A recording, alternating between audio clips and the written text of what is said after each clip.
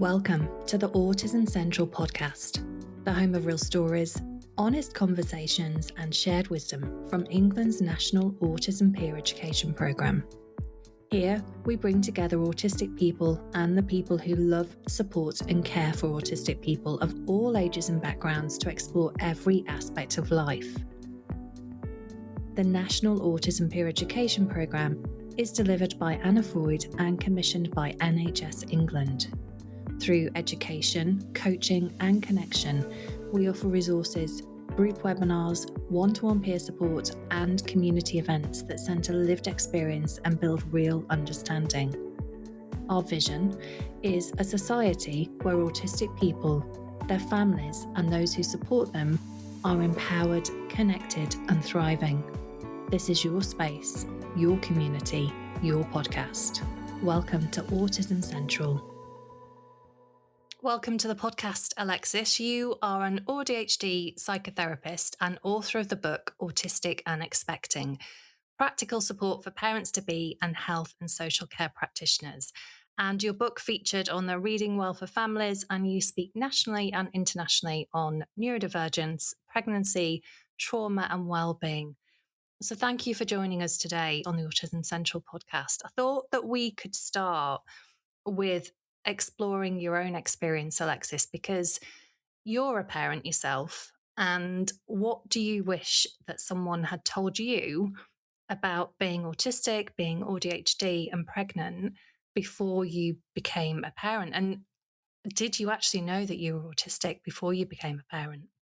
Well, that's a lot, isn't it? I mean, I think I had two very different parenting or pregnancy experiences. So my first child, I knew that I was neurodivergent. I had a diagnosis of ADHD and dyslexia when I was much younger. But I didn't find out I was autistic till a couple of years later. And my experience was really quite poor. But then when I had my son, I had learnt so much from that experience that I was really able to be prepared, to kind of plan, to know what to expect. And that's really why I wrote Autistic and Expecting, because the experience was so different. What do I think? What would have been helpful to know? I think that it's that you can't separate, autism from experiences of pregnancy.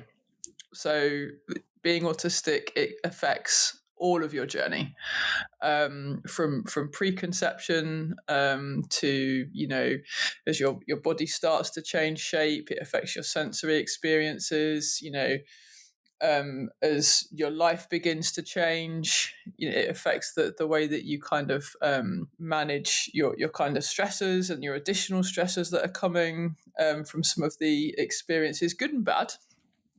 And of course, that affects your communication. And so all the way throughout the journey, from preconception until, you've got baby in arms, experiences of being autistic are really impactful. Yeah. And what surprised you most then when you became a parent? You went through that experience first time and then second time round, but in both of those experiences that you had, what surprised you most about becoming a parent? Even though your book is about, expecting. It's what to expect when you're expecting, isn't it, in that sense? But did you know what to expect? I mean, I had no idea, quite honestly. And I think, I didn't know that I was pregnant. It was an unplanned pregnancy. So I think that my first child, that's something, isn't it, to kind of start with. And my body was changing. That was impacting the way that I was managing my sensory experiences. So, right from the word go, I've been somebody that's very active, very engaged, very, needed a lot of proprioceptive and vestibular input. I'd be swimming all the time, running all the time. And of course, as your pregnancy progresses, you can't manage in that way anymore. Your body's changing, so even things like thinking about, oh, I need an extra bra size, and changing the type of bra, that you're wearing. So all of these kind of aspects of the way that your body changes, accessing healthcare spaces has always been really tricky for me. And of course, you're kind of needing that access much more regularly, and then being met with a lot of the stigma and ideas about how you should be communicating, as a parent. Are you kind of fit to parent? And when I wrote Autistic and Expecting, lots of the birthing people that I spoke to had very similar experiences. There was an expectation about what a mother should look like, how you should present yourself in these appointments, how you should be prepared. And of course, for me and lots of the women that I spoke to, and fathers as well, is that it was really difficult to meet those expectations. And so what you've got is a lot of extra kind of pressure. And then, of course, the actual experience of birth is really unpredictable, isn't it? So my labour was so long. It was in a hospital, really sort of sensory overwhelming. And I couldn't manage in the ways that I had always managed. So I would encourage all expectant parents, before labour, I do in my book, all expectant parents before labour to think about, how do you manage sensory challenges? How do you manage those before you go into labour? Because you're going to need some ways to kind of make sure that you're at a level where, you can absorb extra sensory experiences. And one thing that's less talked about, I think, is pain, right? Because obviously labour is quite painful. So how do we kind of manage that? So all of these things, I guess, Catherine, are things that I had thought about for my second pregnancy, and that's what's different. But an unplanned pregnancy and not knowing that you're autistic, that's something that we both share. First time round of not knowing what to expect, and that unpredictability, not knowing what something's going to feel like, not knowing what the pain's going to feel like, not knowing what your sensory needs are.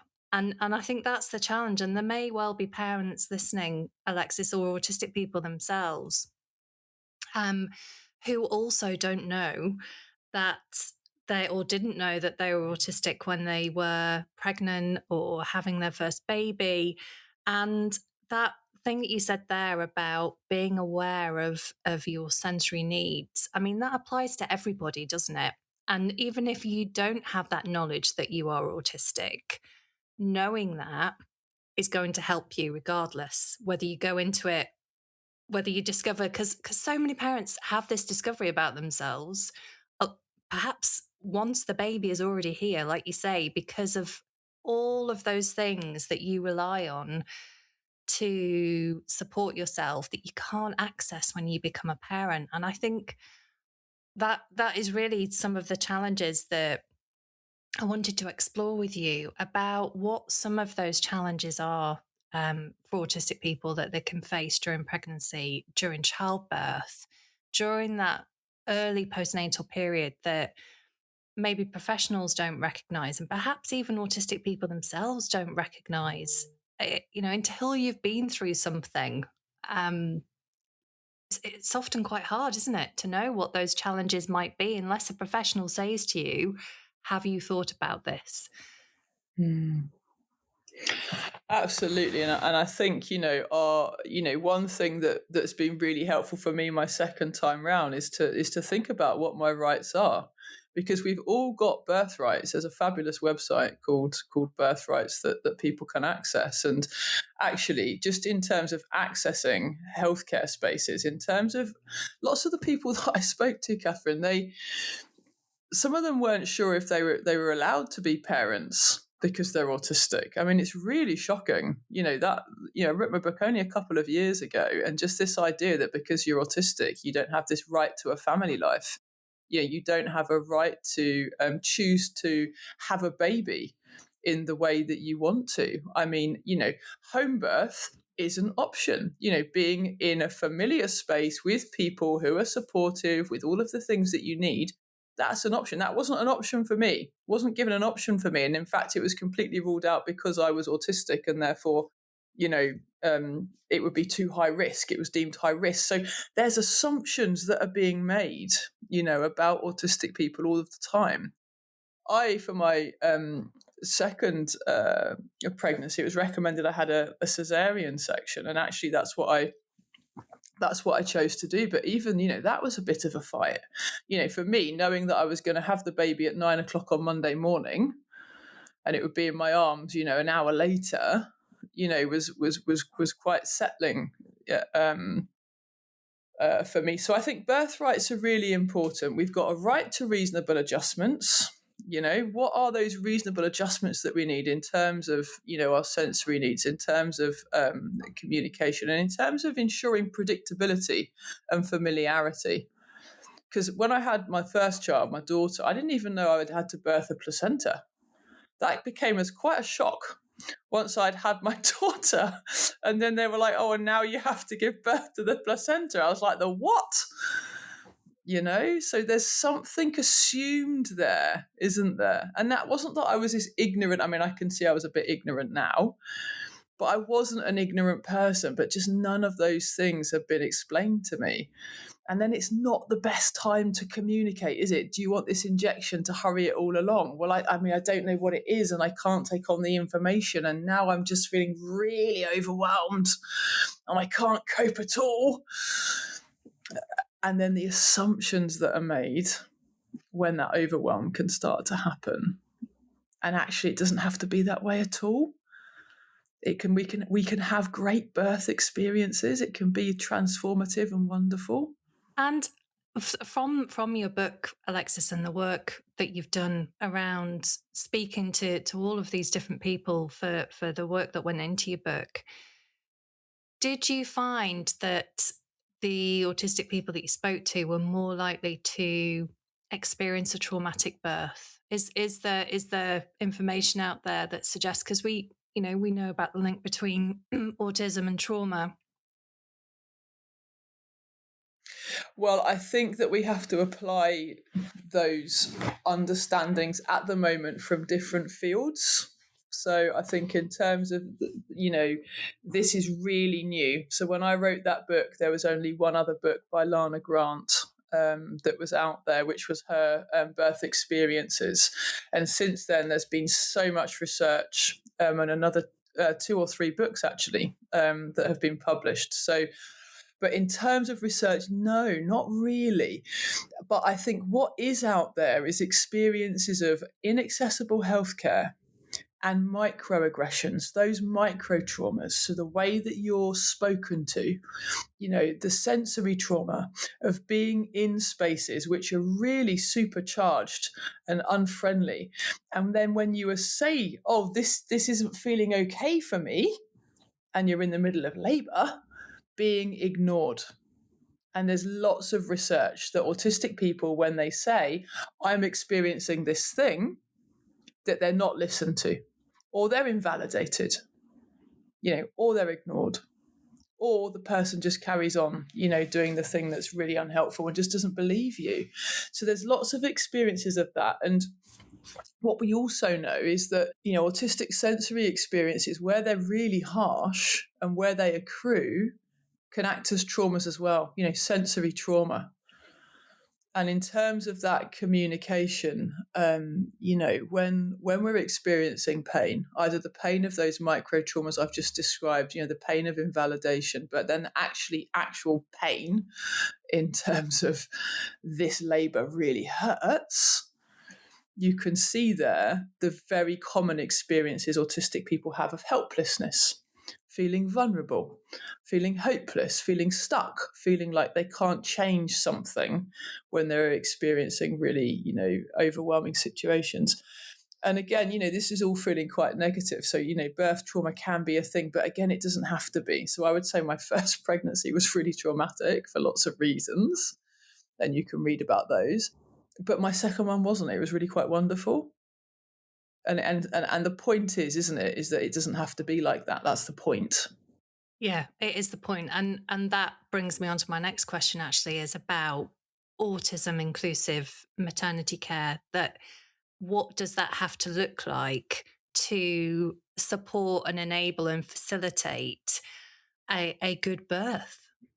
Yeah, I mean, that's such a big question. I would It's a say, massive question. We could do an entire episode on that question, couldn't we? I would say attitude and belief, that you have a right to occupy a maternity space, you have a right to a family life.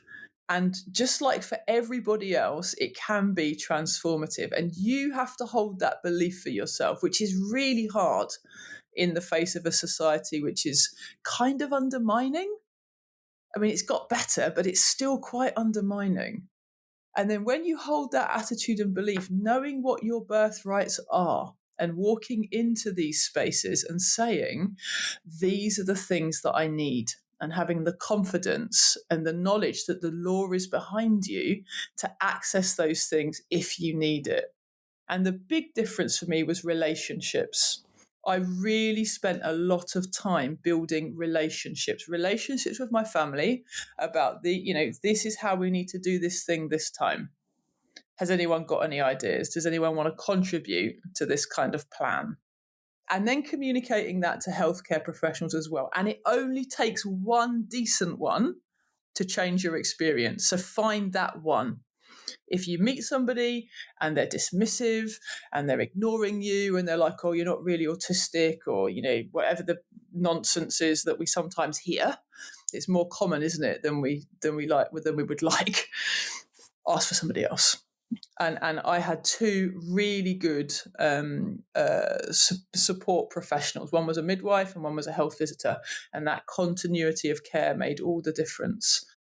And what did good look like for you then? What made the difference? Because there may well be health professionals listening to this episode, Alexis, who think, well, what does good look like? What was your experience of good? Well, I think the first thing links to attitude and belief, and that acceptance that I am an autistic person. I've had these shocking experiences, and we're all committed to doing something differently this time and making a difference. And investing in the relationship. So resources are sparse, but really investing that actually we're going to put some effort in here and we're going to get this thing right this time. The joined up care, so the health visitor and the midwife knowing and meeting each other, going into the hospital and seeing where I would potentially have my son. And one thing that I was lacking was options. So there's the option of a home birth, right? There's the options of a natural quote unquote delivery, whatever you want to call that. And then there's the option of a cesarean, and lots of different options and different places. There's different places that you can have a baby. So having the opportunity to go and to see those spaces and to see what you think would work best for you.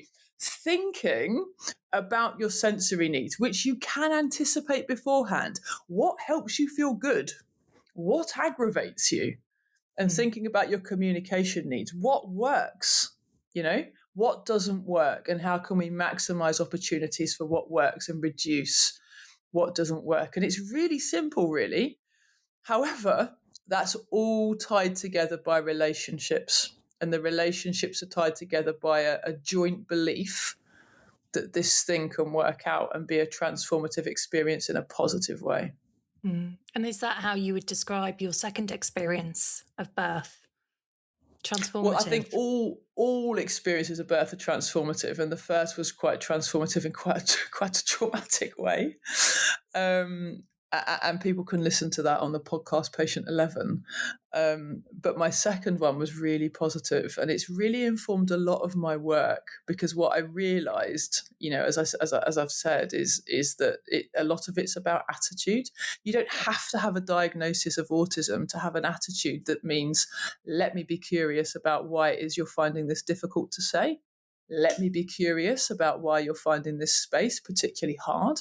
Let me be curious while you're a bit more anxious. You seem a bit more anxious this week. There's curiosity, isn't it? There's something about curiosity. But to have that curiosity, there has to be that openness.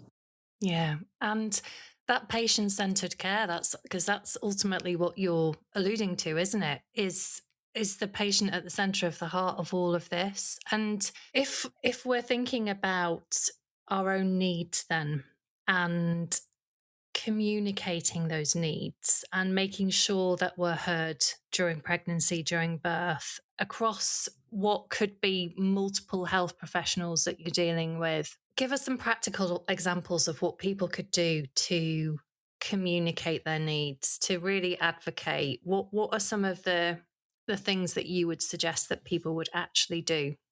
Well, I mean, I think the first thing is to think about your appointments, because that's probably going to be your first point of contact, isn't it? So to think about that, who is it with? Finding out who it's with.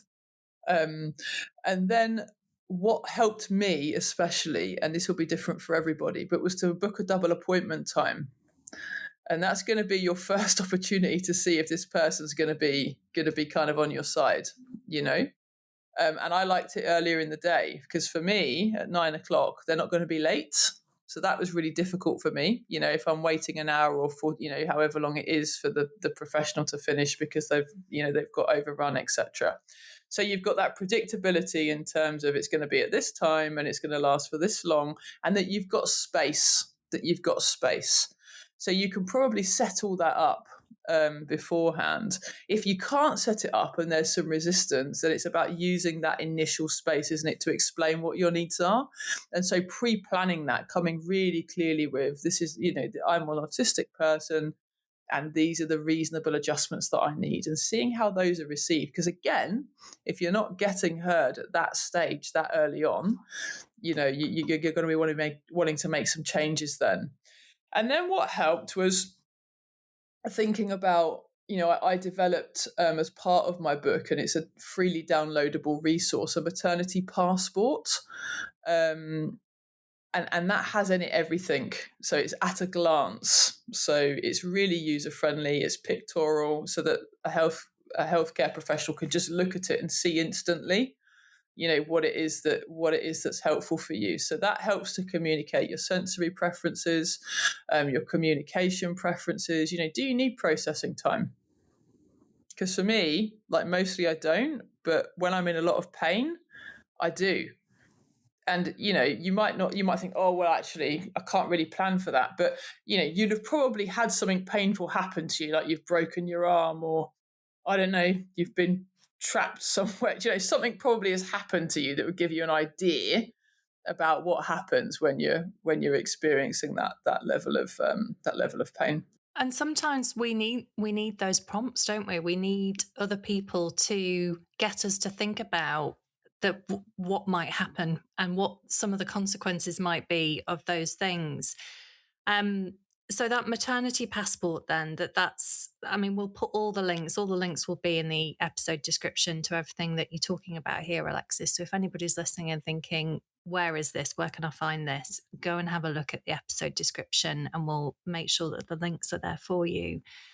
The maternity passport seems like such an obvious thing, but you developed this as part of your book. Have you seen this out in the wild, in birthing centres, in maternity care? Yeah, a couple of mental health and maternity trusts or organisations have kind of taken it on and are using it. And I think what it does is it provides it's like a communication tool for both parties. So you've got something that's shared where you're exploring, these various different aspects or areas of autistic experience. That's what it does. So it kind of provides a common language and a means for two parties to communicate on something that maybe is kind of new. And it was new to me. I had a lot of experience of being neurodivergent, and I had a lot of experiences of what works for me and what doesn't, but I hadn't thought about it. Not because I'm ignorant, not because I'm disinterested in being a great parent, but just because you don't always think about it, do you? So and then the other thing, which I think is really important to note, that the maternity passport does, is what happens if I get overwhelmed? What's helpful? Do I need to, is co-regulation helpful? Is it useful to have people close to me? Is it that I need space? Do I need, reduced communicative input at this specific time? And then what happens if I'm in meltdown or in a shutdown? What can be helpful? Because it's worth planning for these things. It's worth planning for your birth option A, B, C, and D. If X happens, what is Y going to be? What are we going to do next? Because birth isn't linear. It's going to be different every time you do it, and it's going to be different for everybody. But there are common ththings that are the same. Yeah, for some autistic people, this might be the first time that they have ever really considered all of these prompts and these questions, and getting them to really think about what might happen in this scenario. For parents and carers who are listening, this might be something that they can support their own children with as they are moving into this phase of their life of, pre-planning and supporting, because that must be huge as well for people who are experiencing this. And surely this must have come out in your book, in the research that you did and the conversations that you had and you were alluding to it as well, about being able to communicate with your own support system about what you needed and what was helpful. Yeah, and how do you take the pressure off? Because once baby's born, that's where the sensory input really begins, because you've got something that's going to cry spontaneously. And then you've got to be in a position to, with your support system, to nurture not only yourself, but also this beautiful, newborn. And what does that look like? And again, how do you navigate judgment around what that looks like if it looks slightly different? Because it's not less, it's just different. So for me, like, my family members for my daughter bought all of these like flashing toys that sing. It's just a nightmare, so my son had like wooden toys, so it's just really simple stuff, like that can really, change that first week, when you're home with baby. But I know we've been talking about the kind of front end, haven't we, of appointments and maternity passports, and we haven't even got to the point that you come home with baby and that, postnatal period and what happens when you arrive home. And there's so many aspects to that, isn't there? I'm even thinking about, when you arrive home from hospital. I remember my second birth of still not knowing I was autistic and coming out of hospital and having only given birth 3 hours previously, and the whole extended family being at home to greet me. And now I think, oh my goodness, why on earth did anybody think that that was a good idea? That was massively overwhelming. But I didn't have the words and I didn't have the knowledge to be able to say, no, that wouldn't be okay for me. I would now. There is absolutely no way. I would not want anybody to be greeting me at home. But we don't know what we don't know, do we? And this is the thing. And I think it's probably really helpful for family members to be able to say even those kinds of questions, because some of that stuff probably doesn't get covered in a maternity passport. But even just questions with your own family or your support system about what is helpful for you. Would it be helpful for us to be around as soon as you get back from the hospital? Would it be helpful for us to be with you for that first week? Or would you prefer to be on your own?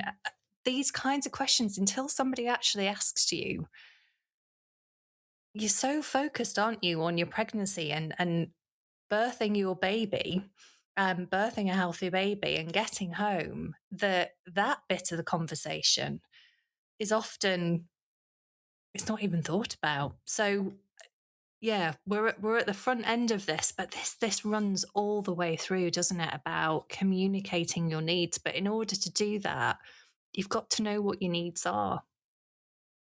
Yeah, and some of them, as you've said, Catherine, you can guess. And I'm thinking about touch. Are you somebody that gets touched out? Are you somebody that, if you've had a really long day and you're really tired, you don't want anyone touching you? because after your labour, you're going to be tired and it's going to probably be a long stretch. And what's that going to be like then having skin to skin with baby? So for me, the weight of the baby and that skin to skin was really soothing for me. But lots of the parents that I spoke to were touched out and breastfeeding. They knew it was good for baby. They knew it was good for their own health.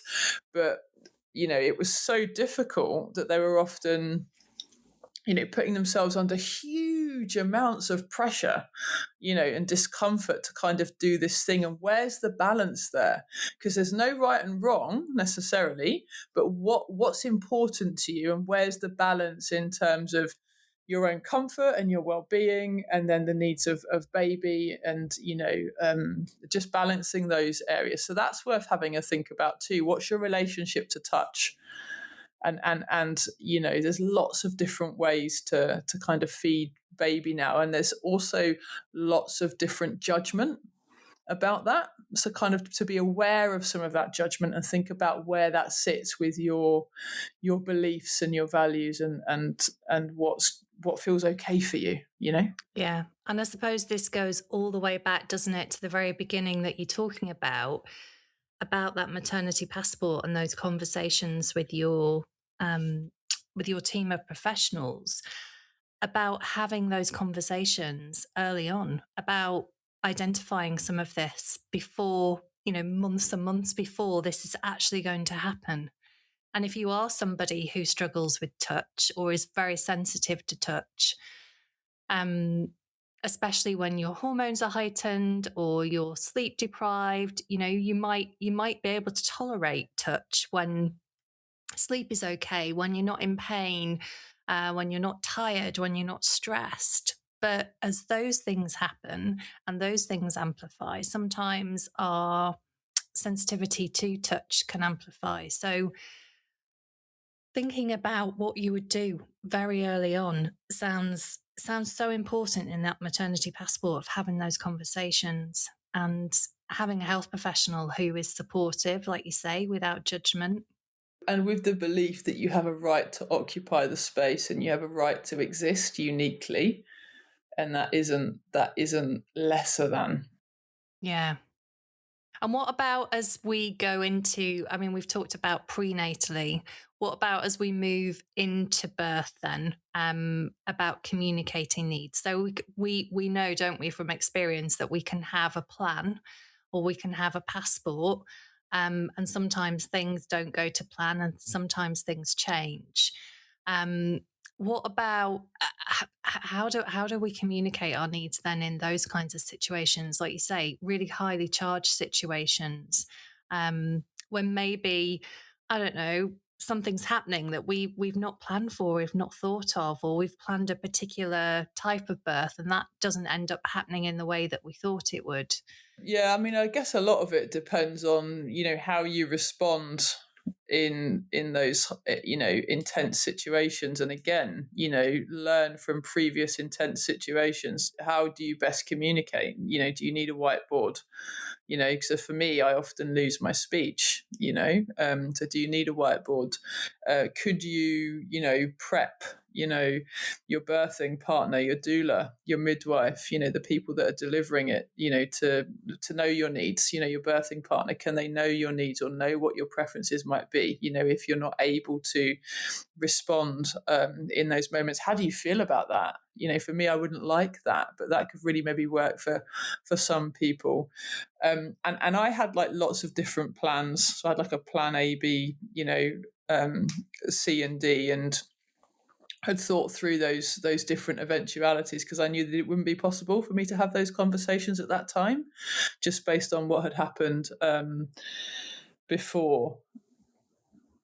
But typically, there's like set things that can be done or set things that are likely to happen, and you can think through those pathways, and it's worth taking time again to do that. But you'll need those additional appointments to have those spaces to think that stuff through. Yeah, and that's so important, isn't it? And those, having all of those different plans again, if you're going into this and you don't know that A, that's something that you can do, and B, that's something that can be supported, and unless you have this information and this knowledge, you can go into a situation like this, an experience like this, thinking that there's only a plan A or a plan B, when actually there could be lots of plans and lots of different pathways that, like you say, and often the more that we know and the more that is predictable. I mean, it's accessibility, isn't it? Predictability is accessibility in healthcare for autistic people. And honestly, Catherine, the biggest advice I can give is birthrights. Know your birthrights.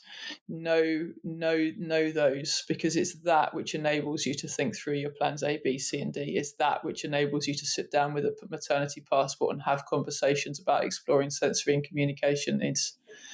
And what happened in my first pregnancy is I wasn't armed with that information. And unfortunately, that meant that everybody then was confused. Not that the midwives were terrible or the health visitor was terrible, but everybody was confused. What's going on in this situation? And what we haven't really talked about today, we've touched on birth trauma, but what we haven't really talked about is mental health and how that can, your autistic expressions of distress or certain reactions can be mistaken in those situations. People thought I had psychosis. I was saying, oh, my skin's on fire. It's a sensory thing. They were thinking, oh, Alexis has got psychosis, her skin's on fire. So it's just basic stuff. Like, oh, it's too loud. And everyone's like, no, it's not. Like something, she's got psychosis kind of thing. And so I think it's really important to think about that as well, in terms of when you're really, really tired, are you more likely to feel anxious? When you're really, really tired, what does autistic burnout look like for you, for instance? Because when you have a baby, you're going to be really, really tired. Like, it's going to happen. And also, just for any parent, not necessarily an autistic one, forget your life.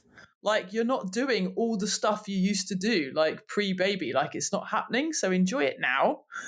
Because pre-baby, it's not going to look like that. And so you're going to need help establishing new routines, new things that you do potentially together with baby, or spaces where you're not with baby, so you've got that time to do some of the stuff that matters to you.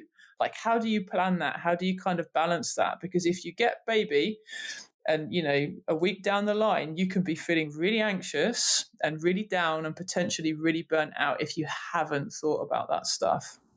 Yeah, and I think this is another episode that perhaps we invite you back in the next season to really talk about the postnatal and the mental health conversation that comes postnatally, because we have very much focused on birth, haven't we? And that prenatal process. But I'm thinking that for anybody who's listening to this conversation, to this episode, they will have learned so much, Alexis, from what you've already said, things that they didn't know about, because I'm guessing that all of this information is not freely given at the point that you book in for maternity. Your first, you find out you're pregnant, or you go for a pregnancy test at your GP surgery, you get booked in with the community midwife team.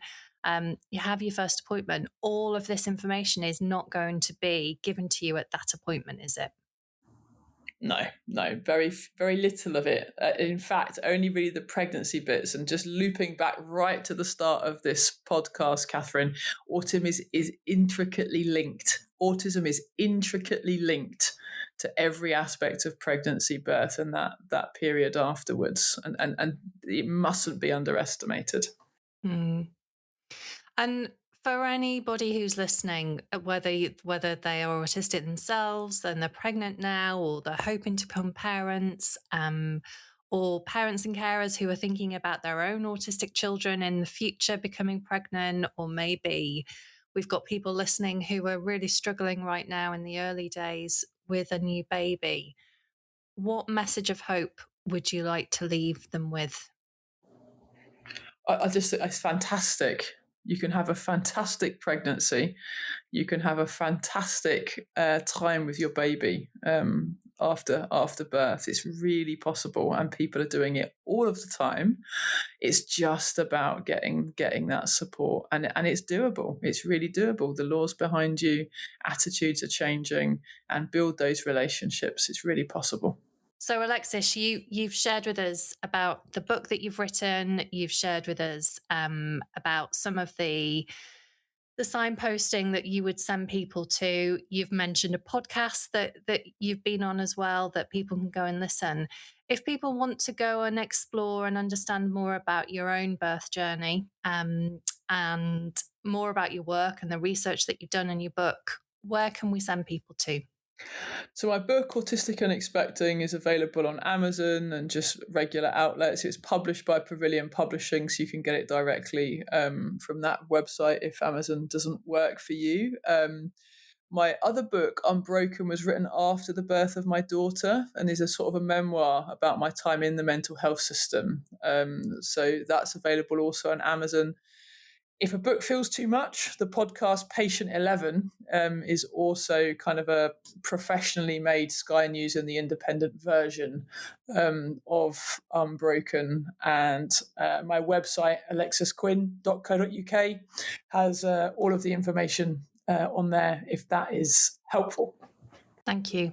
And we'll make sure that we have all the links to birthrights in the episode description as well, so that you have everything. Thank you so much, Catherine. If any of the topics mentioned in today's episode are of special interest to you and you'd like to discuss this further, you can book a one-to-one session with a peer guide on our website at www.autismcentral.nhs.uk. Autism Central would encourage listeners to do their own research and make informed decisions about any strategies or equipment mentioned in this podcast. Any advice or suggestions given by a guest or peer educator do not replace or substitute advice received from direct consultation with a qualified professional.